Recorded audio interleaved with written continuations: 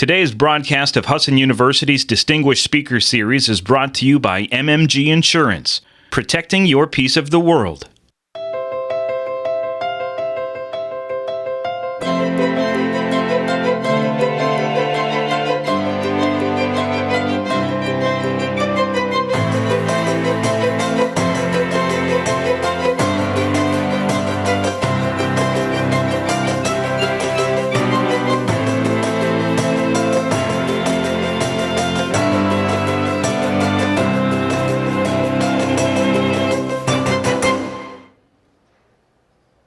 Good afternoon. I'm Marie Hansen. I'm the Dean of the College of Business. I'm very happy to welcome you to the 2024-2025 Distinguished Speaker Series. Today, businesses must constantly seek new information and change that knowledge into strategy. To facilitate this process, Husson University, home of the largest college of business in Maine, is pleased to continue our speaker series sponsored by MMG Insurance. This series, launched in conjunction with the opening of Husson's new College of Business building, Harold Alfond Hall, in 2021, has included dynamic speakers from a variety of disciplines, ranging from banking, government and security, to management, marketing, and more. Its main objective is to educate students, alumni, and community members on the challenges facing businesses and related professions, as well as to inspire those who will become our future leaders. Today, we welcome Dr. Lynne Coy-Ogan. She is the 7th president and first female CEO of Husson University in Bangor, Maine.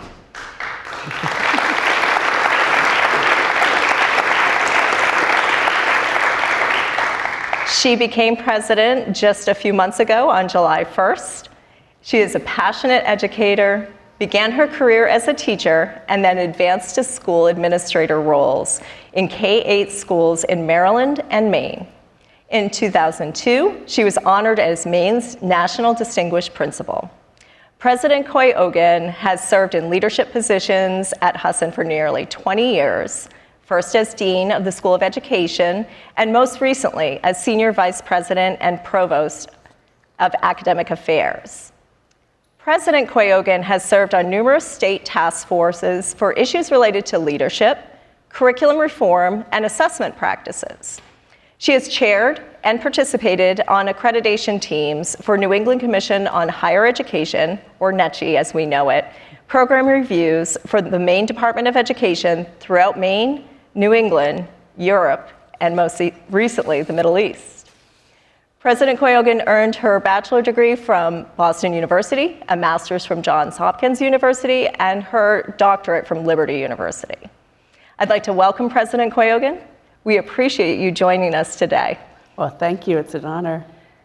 Well, I'm so glad to be welcoming the first female president at Husson University, and I know you got a round of applause when we first began, but I think that deserves that. Progress is being made across America for women in leadership positions. One recent statistic that I found is 29% of C-suite jobs are now being held by women, 17% in 2015. Mm-hmm. So we're making strides when it comes to gender, but there are still some worries. So we're going to talk a little bit about that as we go along. But I want to take a little walk back in time because I just gave a big history about you, and just to learn a little bit more about you on your work journey. What was your first job? So my first job was an elementary school teacher. Which reigns well with me, as my mother did that as well. So I appreciate that. Is that what you wanted to do? Yes, for a long time in my life. I actually diverted slightly because my guidance counselor discovered my high SAT score in math and tried to convince me to be a math major. But after sitting in Calculus 3 as a first-year student, it didn't resonate with me. So I really went back and did some more volunteer work in classrooms and really felt that my passion was with students. And with young ones, too. Yes. So things have changed, so we'll talk about that in a moment. Talk to me about education. you had a journey of going to some different schools, but that was spread out over time for you? It was, yes. So my undergrad was Boston University. I had a fabulous experience there. I had never really traveled much as a young person. I think we had 2 family vacations outside of Maine, outside of camping trips maybe in Maine, and once to Boston and once to Florida. So I hadn't traveled a lot. So to be able to live in a very dynamic urban setting like Boston was fabulous. But right before that, I had applied for a full scholarship and was an AFS student to the Netherlands. So it was the first time that I'd ever flown on a plane, and it was back when you couldn't text your parents on cell phone to let them know you'd arrived safely. I had to send a letter by airmail. I think my mom said it took 13 days for her to arrive to know that I'd arrived safely. But that really was the most transformational experience for me. The ability to live with another family in another country, and it really sparked my passion for international travel, but also for how an awareness of diversity really enhances your life. Well, certainly Boston is a different place than Bangor, Maine. At some point you made your way back to Maine, though? I did. So I met my husband when I was a grad student at Johns Hopkins, and he was a student at University of Maryland at the time and had been in the military before that. And my grandparents, who I was very close to when I was growing up, were aging, and my mom was having challenges being able to help with them. So that really drew me to want to still be connected to them before they passed away. So that was the catalyst to relocate back to Maine. And you were able to bring the husband along. Yes, he did. and he had only lived in much more warm temperatures, climates, more desirable climates is I guess what I was going to say. Sure. But he actually had grown up a large part of his childhood in Athens, Greece. His stepfather was in military intelligence. So the first winter, we had 3.5 weeks before it was 0 degrees, and it didn't go above 0. So he wasn't sure quite where I moved into, but actually I think he's come to love Maine maybe even more so than I do now. Oh, that's awesome. So when you came back to Maine, did you take a principal job or were you still teaching? No, I was a principal. I first became a principal in Maryland, and then I took a principal's position at a middle school first, and then returned back to elementary. Yeah.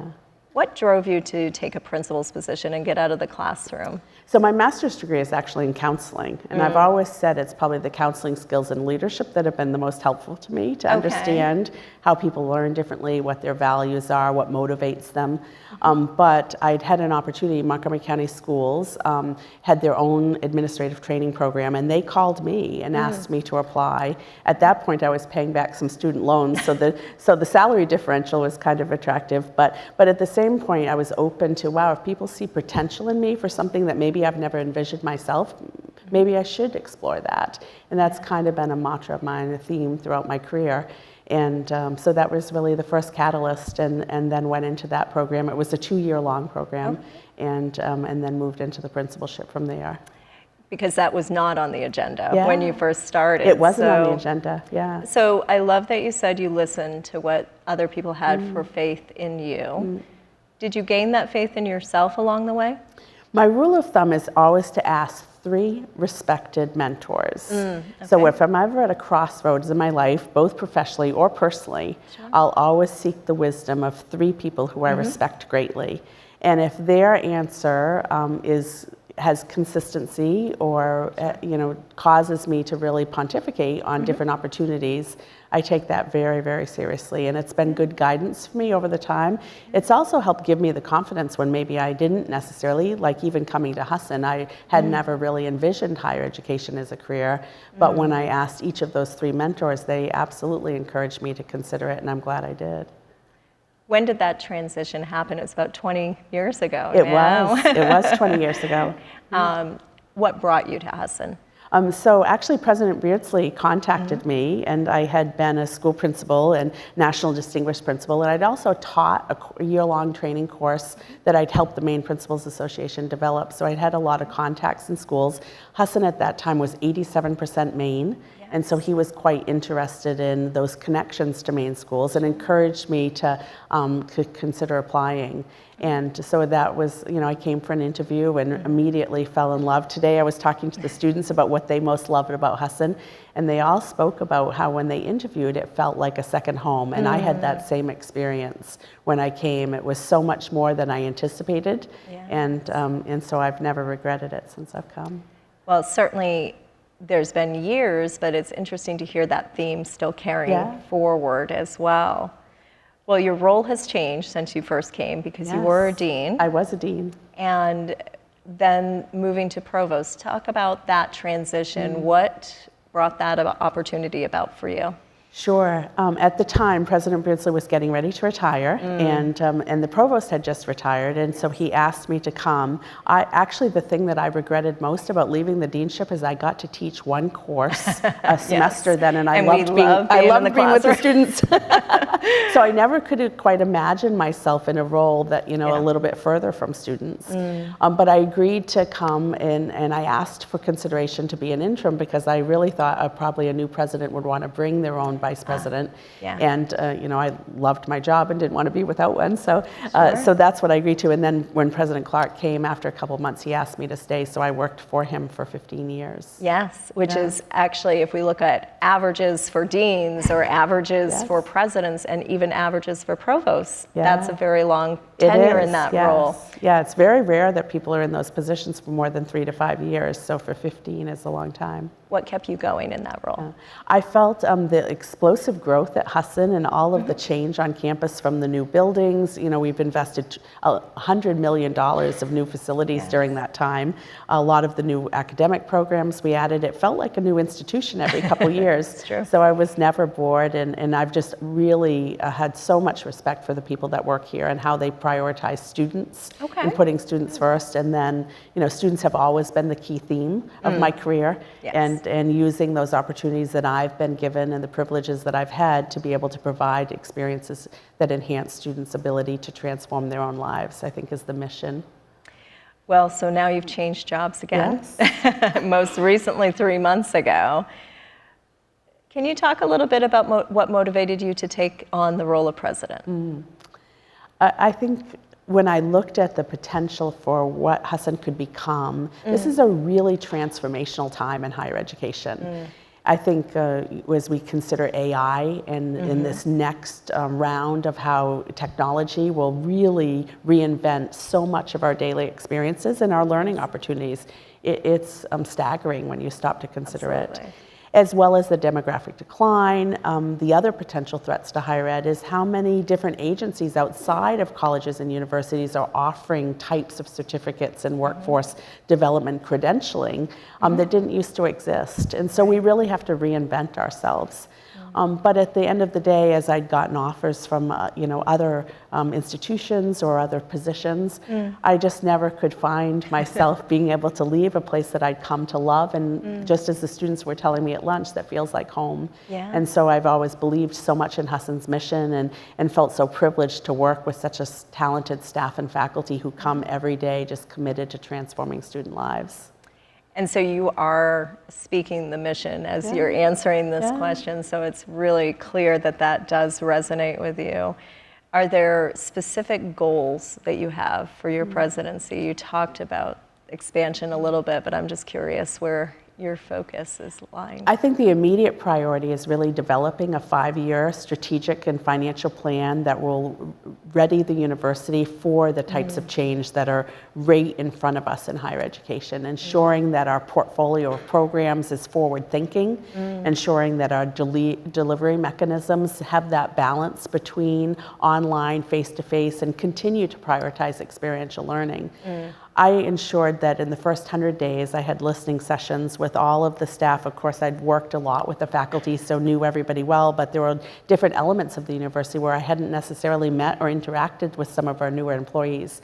and tried to have listening sessions. And I asked 3 essential questions. Okay. What did people love most about what they were doing or their unit, their job at Husson? Where were those opportunities? So what were some missed opportunities that we had at Husson, either in their own department or the broader university that they thought we could improve on? And then also, what was the one thing that they would ensure never changed about Husson? And it was really fascinating because as I listened to people that had been here for multiple decades or people that might have just joined Husson 6 months ago, many of the common themes resonated. And it was the value of experiential learning, the value of student success and putting students first in that small class size, that personalized experience. And then the pieces that they really felt that wanted to make sure never changed were that feeling of home, that feeling of family, that feeling of opportunity where people believe in you and encourage you and utilize their own connections of success to ensure new opportunities for those students. And so I found that really encouraging as we get ready to move to a dynamic new chapter of Husson's history to ensure that we have such unity across campus about what's most important.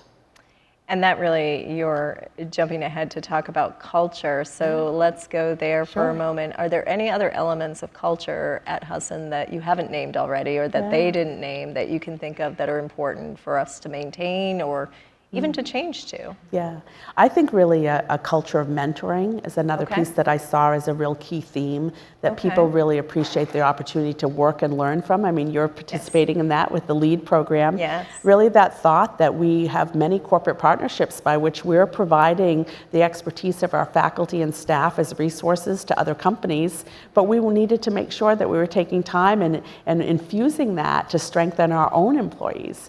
So that was definitely something that resonated with me. And that's, I'm so glad.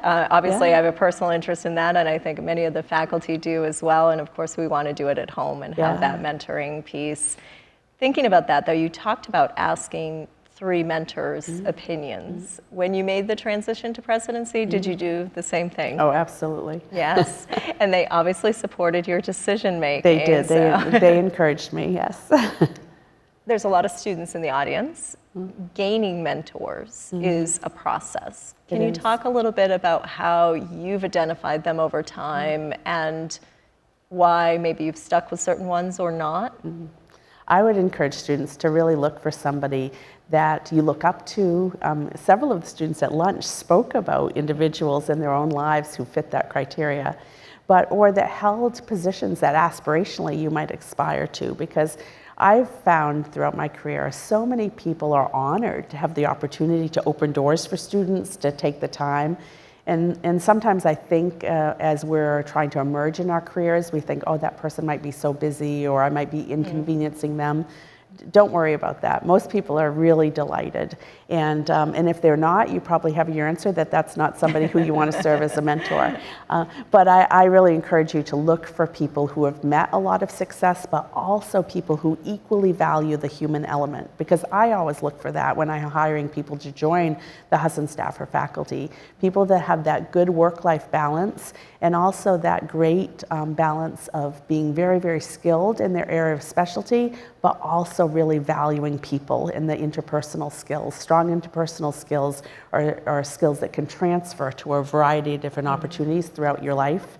And then all the other pieces, I look for 3 varied perspectives. So having 3 mentors with similar backgrounds or perspectives isn't going to broaden my own experiences. And so I'd encourage you to diversify that portfolio as well. Yeah. And that's a really interesting piece, just to get those changing perspectives. But you mentioned something that I consider power skills, not soft skills. Yeah. So I do want to That's mention right. that anyway. How do you develop those? What would you say to students about those relationship skills? What should they be doing right now to develop them?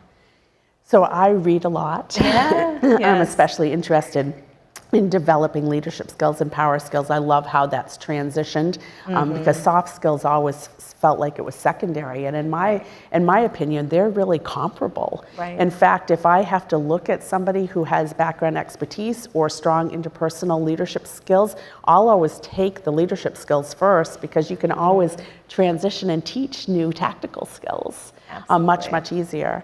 The second thing is I'd really pay attention and watch how successful people conduct themselves in the same way that we encourage our Center for Student Success to be able to share. That's what I love about our peer mentoring program, that we take students who have already gotten an A in the course and then they help reteach that content to other students so that they're sharing what do I know now that I wished I knew then. It's that ability to help develop that from a tactical plan. And I think that's really powerful.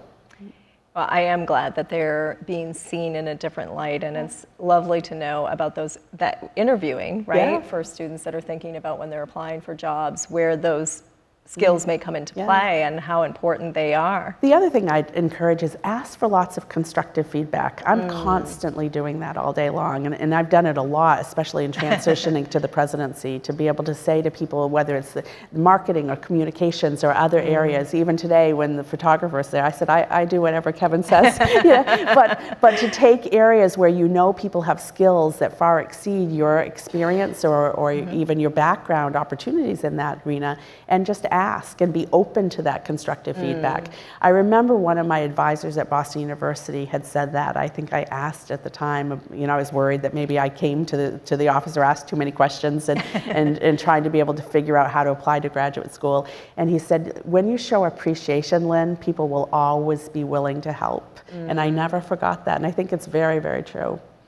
And listening to constructive feedback, or however we try to phrase it to make it seem easier, it is hard to receive comments that might require us to change or whatnot. Have you had to change things now that you've moved into this new position? Oh, absolutely. Yes. I think because it's a different cadence of the types of responsibilities, a lot more external types of commitments, a lot more interactions with alumni and donors and friends of the university, whereas the work of the provost was much more academic and organizational, campus-based responsibilities. So I definitely feel the variance of that, but it's also been really fun for me, having been up front and close with a lot of our talented faculty for so many years, to be able to share those stories about all of the wonderful things that are happening in Husson classrooms and being able to connect our alumni and help them understand how campus is dynamic and evolving and how we are moving forward to this next transition in a very powerful way. So it's a new job, but not a new place. So that seems like an advantage too that you I think have. it has been an advantage. That's good. It's helped the learning curve. Yeah, absolutely. Well, if we were flashing back to when the College of Business building opened, we were still in the throes of a lot of the COVID change, et cetera. What do you see today that has changed about Husson for the good, bad, or otherwise from COVID? I think COVID transitioned so much about people's lives. The things that I worry about after that is the isolation and also the loss of learning. For a lot of our students, I mean, we have very demanding science programs here. For them to not be in laboratories in their high school, to be able to help catch people up from that. I think we still see those lingering effects and will for several years. Absolutely. But things that I'm really proud about with Husson is how our campus community pulled together, how we created a safe situation. We were one of the very successful experience was our ability to remain open. We only had 1 week that we weren't operational in person on campus. So that ability to think through and anticipate what our students needed to succeed, and then for people to be very dedicated and committed and working flexible hours, trying to be able to support the childcare issues that occurred with our employees. So I think it helped us see outside of the box, be more creative in meeting employees where they needed to, supporting students in creative ways. But I also think it opened up an awareness for virtual learning and the acceptedness. I mean, at Husson, we work very hard to have an excellent online program and really dynamic interaction with our students as part of that learning experience. So I think that ability for everybody to have to transition to Zoom quickly, whether it was leadership meetings or whether it was learning in the classroom, I think it created an understanding of what our students have been telling us for a long time, that some elements of virtual learning are going to be an expected part of an education and academic portfolio moving forward. They certainly will be carrying those skills into the workplace on some absolutely. level or another, so that does make sense. that was a successful transition. I mean, there are a lot of risks that were being taken during that time as well, to know calculated, being appropriate, safety, all of those pieces. If I were to ask you about risk, how would you describe yourself in looking to the future? Are there risks that are good to take for institution and where we go? Oh, I think you have to take risk.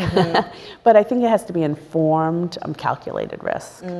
So to me as a leader, it's really when you want to be able to tap that expertise of your team, because you have to be able to run the financial scenarios, you have to be able to understand the capacity impacts of different experiences, and you also really have to be very perceptive to the trends in the market. And I think with education, it's a powerful piece, and because everybody has experienced it, it has that sentimental heartstring connected where often people want it to be the way that they experienced it themselves. But I think in order for Husson to remain competitive and also to be able to move outside of our historic borders into new opportunities. I mean, this year was really exciting for us to have students from all 50 states as part of our portfolio. And so being able to meet students where they are, to be able to be flexible about time and delivering modalities, all of that requires calculated risk that is very consumer driven.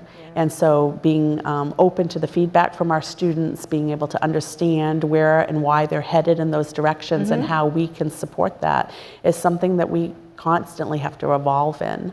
Well, I think about students thinking about risk, and some are very open to taking those chances. So knowing that those pieces are based on data, based on support, based on other experiences, that's, I think, an important lesson in general, as sometimes we walk into places and we might be scared. And I think that's an important piece, just to think about experiences in general. So I'm going to shift to talking about success and that other word, failure, for a moment. I think about success and failure, and I also think about fear. And so just to share a quote that I just saw, it was shared on Ariana Huffington's site, but it was actually from Miley Cyrus. So I'm trying to be a little bit more cool by mentioning that. I don't know if that worked or not, but we'll see. It's legendary to be afraid and do it anyway. There's no such thing as failure when you try, and failure is a stepping stone for success. Do you agree with that statement? Absolutely, yeah. So when you think about failure and successes in your life, what comes to mind in either category? I think when I think about failure, one of the pieces, the first memories that jump to mind was when I was first a school principal. And I made a simple decision, what appeared to me to be a simple decision, but because I didn't check in with other people, it ended up being something that was quite historically sentimental to the school. And it involved some trees that teachers had planted years and years ago. For me, I came in, looked at it, it's a security issue. It was up over some of the main windows coming into the school, and just worked with the new head of facilities and had them removed. But when the faculty came back, several of them were almost in tears because it had this sentimental connection that I didn't stop and take the opportunity to listen. And so I've never forgot that lesson. And it's one of the reasons that every time I transition, I try to make sure that in that first 100 days, I'm meeting with all the employees and listening to what is important. I've also learned from that before I'm making even what appears to be smaller decisions, that's often it is the smaller decisions that can cause just as much concern from people as maybe some of the more larger, more significant decisions. And so I think having that human element of leadership is really, really important, and that involves time, relationships, and listening. And that time is such a quantity that can be hard to find when you're as busy as you are. And I've had a lot of people say to me, Lynn, you don't have to, people work for you, you don't have to take that much time. But I've always believed that if you understand the people who work with you, and I said with you, not for you, with you, that if you understand what's important to them, and then you can communicate, it's very similar to in the classroom. You appreciate that about students. People have different priorities, different learning styles. And if you can differentiate those messages in ways that resonate most with people, then you can facilitate change in a much more powerful manner. So flipping to the other side, although that failure brought some success for you now, are there certain successes in your life that really stand out that you're incredibly proud of? Yeah. So I think the successes for me now aren't personal. They're about mentoring other people, the next generation. So I think because I guess I'm entering that senior phase of my life in a few months when I'm 60. But I think it's that opportunity. I think, for example, of you know, that ability to be able to write your nomination to the main biz and to see you be honored in Portland. So to be able to take those opportunities that I've had a generation later in my career and really invest those connections, you know, to people that work with me, I think is in this season of life where I tend to put much of my energy and my focus in leadership. It's interesting that you use that word season of life. I actually use that quite frequently, and maybe we don't use it as much with students, but we do have different seasons, much like Maine does. And this season that's here now won't be here forever, and it will change. Just hold your breath. So if you don't like it, is this a season that you're happy about? Yeah, I think it's a season of a lot of change for me. You know, as you know, I lost both of my parents just over a year ago. And as I think back, both of my girls now have graduated, and I've always tried to ensure that I had that balance. I think when my kids were little, that balance was off kilter for me. That maybe I prioritized work too much, and you know, and wasn't always as present in the moment. And I think as I've aged, or as I've gained more experience as a leader, that ability to be present in the moment is really important. And so I remember just you know, a year ago when my mom passed away, and it was just a couple days before the semester was starting here on campus, and so there's a lot of things in the office of the provost that are really busy. And so, you know, the second as she was on hospice, the second she'd fall asleep, I'd be frantically making calls and make sure everything was ready. But I knew that I would never get those moments back, and that being able to be there when both of my parents passed away and being part of their hospice experience is something that I think that ability to balance that is a form of leadership and service. And so that ability to serve your family well and serve your friends well and stay healthy in your personal life is really important, because it's the foundation of your leadership. So I've always tried to be really sensitive to that with people that I work with, and making sure that they have the flexibility and the time. But I think as I reflect how transformational that was for me in the last couple of years, being very, very close to my family, it's something that in this season of life, I think I have a lot of contentment about, because I know I did my best at the moment. Absolutely, and actually you must have read my notes ahead of time. I did have a quote from Ariana Huffington that says, "There is purpose to our lives, even if it's often hidden from us, and even if it is the biggest turning points and or heartbreaks, it may only make sense when we look back." And it sounds that you're reflecting back that despite the heartbreak, this is a positive time to look back. So I appreciate you sharing that.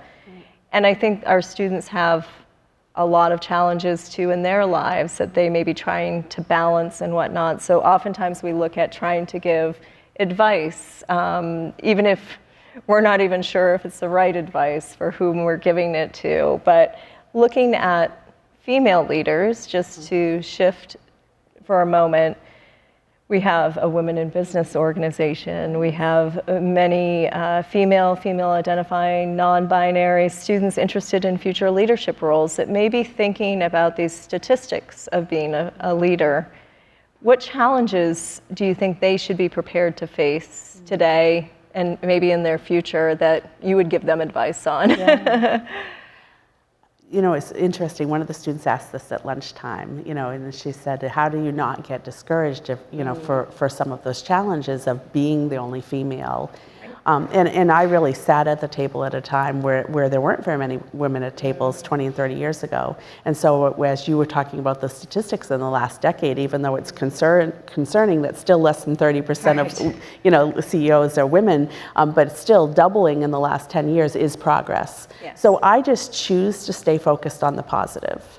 And that really would be my advice to students, is that to stay focused on what you believe in your heart and where you feel called. And if you're willing to do the hard work and you're willing to network and to find people who are excellent role models for you, it will come together. And if it doesn't, then don't let that be a forever doesn't. You know, there will be another opportunity and a new day. And I often give that advice when people ask, is that sometimes we can't have everything all at once. Sometimes it's just about finding the right opportunities. And so you just have to wait for when those doors open and sit and reflect on what those quiet opportunities are. And then you'll feel it in your heart when you know it's right. And when you asked about, is this the season, you know, for you, I mean, I just feel so honored and humbled to be the 7th president of Husson, and certainly the first female president. But this is just an amazing institution, and we have, you know, just thousands of alumni and who speak about how transformational it has been to their careers and their families and their opportunity. When I talked to, in the last 100 days, you know, the alumni of people who have stayed lifelong friends or met their spouses or had career opportunities from somebody who's connected with Husson and opened a door for them. And so I think that opportunity just is very humbling, but at the same time it carries a tremendous responsibility to make sure that all of these students and the faculty and staff who work and commit their careers here are served well. And so staying laser focused on what is involved in ensuring that that continues to happen, and how do we strengthen Husson and ready it for the future changes, you know, is just an amazing, amazing experience. That comes back around to your love of education that we talked about. Now, the students that are in the audience and that we teach are much older than the students you started with. That's right. At one point, we were all there. It is different. So tell me today, how does it motivate you to be with this diverse age group, quite frankly, and why that's important to you for education? A few years ago, one of the faculty said to me, I think you're the only person on campus that's ever taught preschool to graduate school, and they may be right. But the theme of learning, I think, regardless of the developmental level, it remains the same. But what I really enjoy about this particular space and time of the learning trajectory is just how exciting this is. Often the experience where students are first on their own and they're independent, and the relationships that they're establishing with their faculty and advisors or coaches as mentors. And also they're perceiving what could be for their lives, you know, rather than, you know, some of the other transitions of educational institutions that I've been responsible for. But I just get rejuvenated by their aspirations. And last year, when I had the honor of being the speaker at the Women in Business, I came home and said to my husband, you know, this generation, often people express concern or worry. I am not worried at all. I said, these women have it. You know, they are so impressive. And so I find myself so rejuvenated by just the skills and talent of our students that it's inspirational. I would agree with that completely. I said, this gives me faith for Yes, the future. What sorts of things are you seeing that are giving you that faith for the future? What are they doing that seems to stand out? The poise and the way they conduct themselves, and how articulate they are, and how they have opportunities mapped out, their ability to utilize technology and have global perspective. It's much more sophisticated. I think back to my own experience at Boston University, and I said, there was no way that I was that ready to meet the challenges of the world. So the card catalog just didn't cut it for what the technology is today. I know. I remember when my senior year writing a research paper, and I was so excited that for my birthday my mother bought me an electronic typewriter that had an automatic whiteout. And you know, so I remember being in the library at Boston University when you actually had to look through the stacks. So it is exciting, but to see how transformational all of those experiences are. And it is a little overwhelming when we think about how we might have learned, and now how the information is so readily available, how you balance those pieces. It's readily available to you too. How do you balance your time? You said you read a lot, but how do you balance that? Yeah, I try to be very, very organized. And I also try to stay focused. I often reference buckets, but I try to look at life and prioritize, okay, what are the 3 buckets that are most important for my week or my day? Because I find that if you don't stay focused on the most important, and those are often the long-term planning pieces, those are the pieces that require multiple perspectives or more strategic planning to be able to execute, that the small stuff can seize away all of your time. And I'll never forget when I was reading a book from Stephen Covey, and it used the rock example, but he talked about rock, sand, and soil. But basically, if you had this container and you put in all the small stuff first, there's no room for the big rocks. But if you put in the big rocks first, there's always room for the small pebbles in the sand. And so that visual analogy always has stuck with me over the years.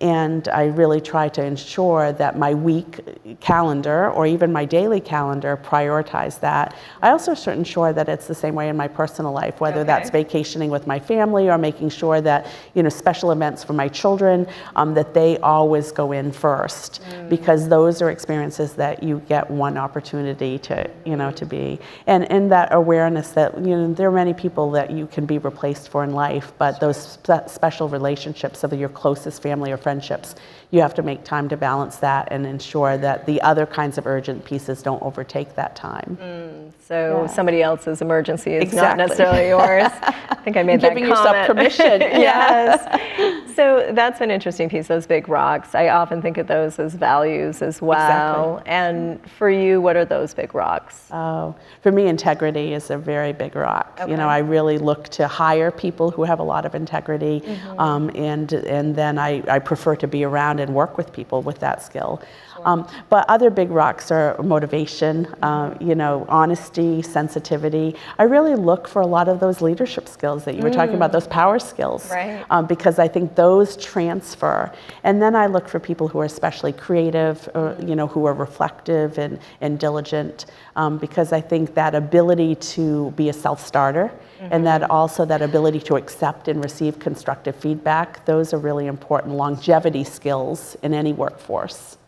And thinking about leadership teams, sometimes you're trying to bring people in that that have different skills than you do. Are there specific, you mentioned creativity, I'm specifically looking for that too, different type of creativity, but what do you look for to complement what your skills are? Yeah, and I think that's an important thing that you say that, because I do find that some leaders often will hire people that are very much like them. I try to look for people that hire areas where I know I'm not as strong. So I'm constantly looking for that complementary perspective on any leadership team that I've ever worked on or led. And so for me, I'm very good with the details, but I really have to hire people with strong vision, because that doesn't, I can tend to gravitate more to the daily details. And so I need to look for those strong risk takers, those strong visionary people, and then also the real creative people. I can replicate it if I see it, but I'm not somebody who the creativity comes as easy to. And I think that's an important piece. We can't do it all. I think that's perhaps a standard that people set. They want to do it all, and that's a good thing. But I hear balance as being an important word for you now as well. So how is that looking?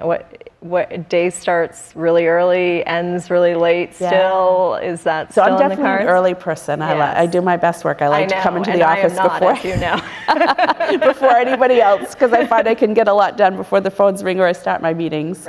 But I've gotten used to that pace. The office of the provost was also very, very busy. But then I try to build in breaks too. I never want to be way off schedule and inconvenience other people. That's really important to me. But then having to remind myself that you do have to stay hydrated and get some protein and food, and to stay at your best. But the pace of that, I think, is just a reminder that you have to stay healthy and make sure you get enough rest and enough downtime. And I often have to give myself permission to do that, because that's hard for me I always feel like I'm letting somebody else down if I'm not staying with the agenda fully through the day. And so reminding myself, or surrounding myself with a team that's very good at reminding me. My executive assistant is very, very good at that. And that's super important. I often hear, and perhaps even from my own voice, that guilt of not doing everything, right? So certainly important things, and our students are studying a lot. They're trying to work, they're trying to do a lot of different things. So that advice to them, what should they do to try to keep those things in balance from your perspective? I think it's the same thing, just really being able to try to be very efficient with your time. I've often thought that my experience at Boston University, because I was on a scholarship there and had to work several hours a week to be able to afford the experiences in my books, and so that ability to multitask, I really thought that I learned as an undergraduate in college, and so those skills will serve you very well. But at the same time, just making sure that you don't overcommit and learning how to say no. So really deciding, is this experience going to be something that's going to help move me forward, or am I just, do I feel bad, so I'm just saying yes? Right. And I think trying to be able to decide whatever that criteria is for you, and then in holding yourself accountable to really kind of ferreting through, do I need to participate? Should I be here?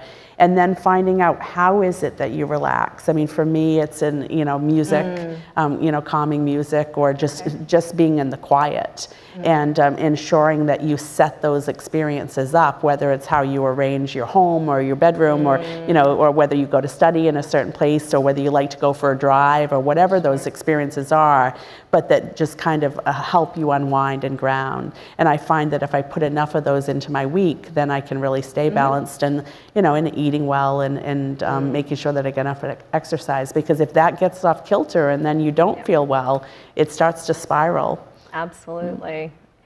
Well, we're closing in on our time, and I want to give a little bit of time, if it's okay with you, for the audience to ask a question, a couple of questions as well. If there are a question in the audience, if I have a brave soul that might approach the microphone, if you don't, I will repeat your question. So one way or another, we will hear it up here. If you raise your hand, I'll call on you, much like a class. This is my brave soul. Sir, in the third row.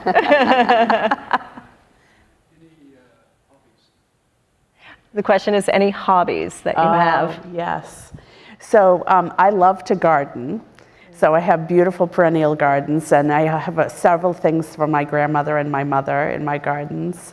I also love to swim and sail. That's how I worked my way through college and in high school also as a lifeguard. But probably my favorite hobby is international travel.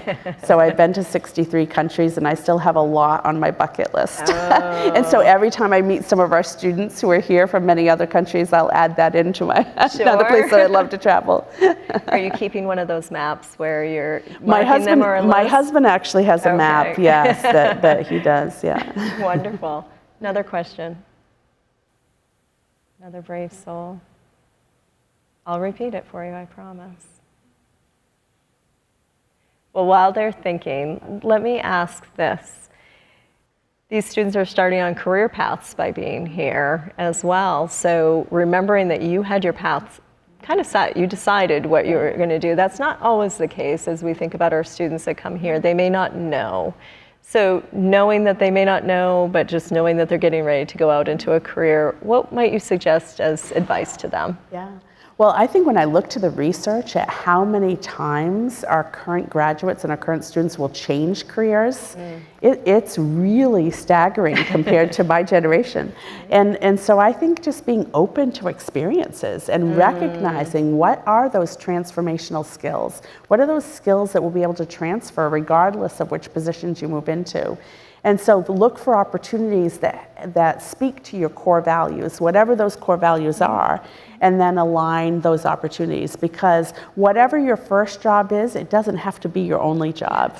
The other thing that I would say is that once you're in a position, surround yourself with those mentors that are going to help you grow and develop so that you can be promoted and continue to excel in that field. And so whether that's more education, whether that's professional development opportunities, or whether that's part of some small group experiences with some peer mentor, components. I think being open to those pieces really is very enhancing. And then the third thing that I would say is get involved. Just like I always tell that to students at open house. When you're a new employee, make sure that you're always putting your best foot forward. So it makes a difference, and people do notice whether you come a little early, whether you're always willing to participate, whether you're open to new opportunity, whether you're kind and professional and reflective. And so making sure that you're putting that best foot forward each and every day in the position, and then opportunity will come to you quickly because supervisors pick up on that. Absolutely. Right. And it's interesting that you mentioned the word kind, because I do think about our accreditors coming and saying just some simple things of students holding doors or how kind and open they are to talking. You'd be surprised how important that is to employers as well. Today at lunch, several of the students talked about the reason they chose Husson was people were so friendly when they came, and that it just felt very, very comfortable, and faculty were approachable, you know, people were kind. And that is an interesting piece, because as we sit with titles and whatnot in an organization, recognizing that we can still have conversations across those titles, you emphasize working with as an important piece. Exactly. Are there other parts of staying positive or looking at leadership that we haven't talked about today that is important to you? I think what's really important to me is I try to make my decisions based on who the strongest performers in the organization are. So the research will talk about the fact that in organizations that's often 20% of your people, but those people influence 60%. And then there are often in any organization, higher ed included, there can be 20% of people that can often be more naysaying. They can have more skeptical personalities. But I try to say, who are those top performers? So who are those faculty that students love in the classroom? Who are those admissions people that are really recruiting successfully? And I try to listen to what is it that those people need to continue to maintain successful presence, and prioritize whether that's resources, time, professional development experiences. Because when those people are content and those people are rejuvenated at work, they're performing their best work, they're going to be the role models for that other 60% that's highly influenced. And I've never forgotten that formula. Yes, and that is so important, and that keeps that positivity. When you think about lifelong learning, I'm going to put that out there because we are an organization that provides lifelong learning. What are you focused on for your lifelong learning at this season? Well, for me, I think there are the additional new responsibilities of being a president. And so it's adding those skills, especially whether it's working with alumni affairs or advancement, and ensuring that I have that background expertise. Also, having more responsibility within the financial realms of the university, within facilities and oversight. So catching my skills up and my awareness of the operational elements of the university, as well as the forward thinking of how higher education markets will change. Well, and that's actually intuitive as well, because thinking about if we were to sit here 5 years from now, absolutely. What do you think we would be talking about? What's kind of the goals that you see long-term vision-wise for Husson in particular, but maybe just in general with higher ed? Well, I was reading this weekend from Georgetown University, and they had a report out that by 2031, 66% of good jobs will require a college education. And 15% of them will be available to people with high school educations. But the remaining 19% will require some level of vocational element. So I think we'll be talking about the fact that technology and AI will have revolutionized a lot of those elements of our work that have made life much more efficient. I remember back when the internet first came, so I can remember that transformational component. But at the same time, I think we'll be talking about the fact that education still matters, and higher education is still incredibly valued to the quality of people's life, the opportunities that they have throughout their career, and the forward kinds of careers that haven't yet been even imagined. So true, and that's certainly something that we're always trying to find. Our students often bring those ideas forward, which I so appreciate, because they actually have a desire to see what's in that future realm as well. If you had been sitting out there back at perhaps freshman, sophomore, junior, and you're listening to a college president, would that have been on your view of something of a goal? Oh, absolutely not. So, it's kind of thinking about the what if. I don't think I would have had the confidence or the exposure to conceptualize that for myself at that point in my life. So what do you tell them when they're looking at you saying, "Oh, I'm never going to do something like that"? I just really always encourage people to be open to opportunities. And to listen to those mentors, because many times people will see potential in yourself that you haven't yet envisioned. And so it's by having that mentorship and being open to that constructive feedback, being willing to learn and gain new skills throughout your career, that those opportunities come forth. And I encourage people to embrace them. Have you maintained a particular mentor for a long period of time, or has it been different ones along the way? So for a I'm long just period of curious. time, I had a wonderful mentor that first was with me in Montgomery County Schools, and she has passed away since then. And so that really was my long-term one. But I would say that I've maintained many of them for long periods of time. And while they might not necessarily be as irrelevant in my current career field, they're still really respected, confidants. Yeah. And they know you. Then they know me. And they know the understand, prior you, exactly, prior seasons. and how that has evolved over time. They understand my core values. Absolutely. And I think those things are so important. What sort of other pieces inspire you to do work? You know, you've talked about this love of education, but is there anything else inspiring you every day? Yeah. Well, I'm a strong person of faith, so my faith definitely guides. And also, I'm somebody with very strong family values. So I was very blessed to have, two incredibly supportive parents. And so, my commitment to my own daughters and my family is very, very inspiring to me. But then I also just marvel in simplicity. And so I love to go for walks in the woods. I love to be at the lake. I love to see new things and travel. But I think at the end of the day, it's people that inspire me. So I love to meet new people. I love to hear people's stories, and then there are always opportunities to help. My grandmother used to always say to us when we were little, to whom much is given, much is expected. And I always feel incredibly blessed for what I've been given throughout life. And so that opportunity to use those opportunities and privileges to create new opportunity for others, I think that's really a core value of mine. So you like to travel, and so thinking about our closing, what's been the most impactful travel experience you've had recently that you might want to share with us? So I think going to Myanmar. My youngest daughter did semester at sea, and so my husband and I flew to Myanmar when, of course, the borders had been closed for 50 years. They're closed again now, unfortunately, with all of the civil unrest. But to be able to go into a country that was closed off from the world for decades, and to be able to be there and see the beauty and the people. We actually had two students from Myanmar, Husson, at the time, and they navigated me through where to go and where to travel. But it wasn't even on my radar. So I think that ability to be open to new opportunity, and then to be able to see just how politics and how equity really can be so impacting to people's lives. And then most recently, I was on an accreditation team in Jordan. And so with everything that's being experienced right now in the Middle East, to be 6 feet away from Israel and to see the Jordan River, was another amazing experience.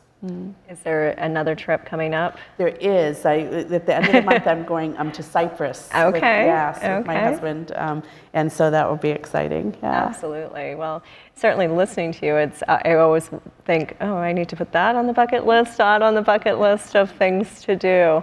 Well, as we come to a close, do you have final thoughts as sitting here as president of Husson University, the 7th, which in terms of long tenure for presidents is a very interesting piece. We might be talking about a different number if we're at a different institution. For 126 years, just 7 presidents. Yes. So what do you want to say about Husson in closing to this great audience that finds Husson important, I believe? Absolutely. Well, I think it's an amazing opportunity that we have here at Husson, because it's an institution of higher education so committed to experiential learning. And I think that ability to be focused on the development for professional careers is what differentiates us in the marketplace. The ability to work with faculty who've had tremendous professional expertise, as well as strong scholarship agendas, merges that experience in the classroom, and then to work with curriculums that are built to increase opportunity over time, so that in year 1, students are starting to understand, am I interested in hospitality management? Is nursing really the profession that I thought it would be? And how do I evolve those skills?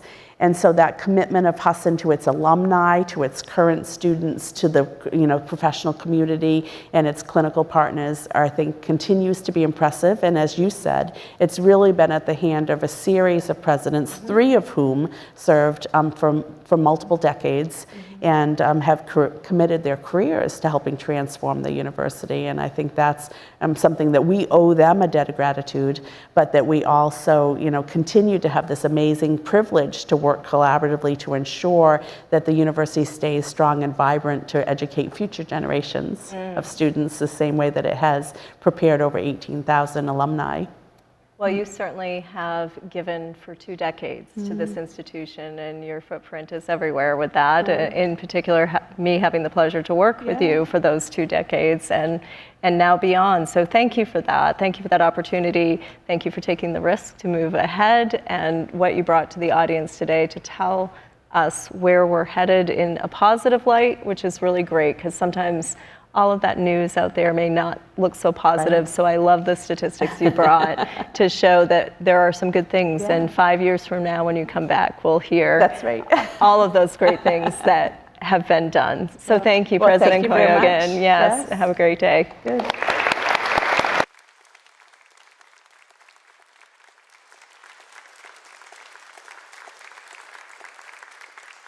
University's distinguished speaker series, MMG Insurance, protecting your piece of the world.